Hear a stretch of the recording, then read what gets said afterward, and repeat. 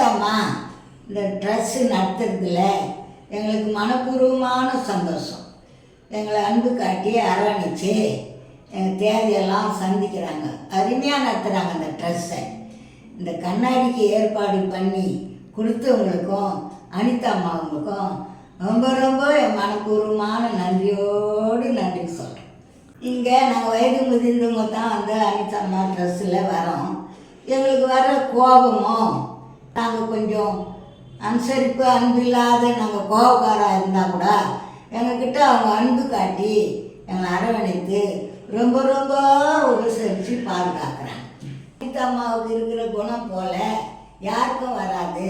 கொடுக்குற கரங்களையும் அனிதா அம்மா கரத்தையும் ஆசீர்வதிக்கணும். அந்த ட்ரெஸ்ஸுக்கு கொடுக்குற கரங்களை ஆசீர்வதிக்கணும்.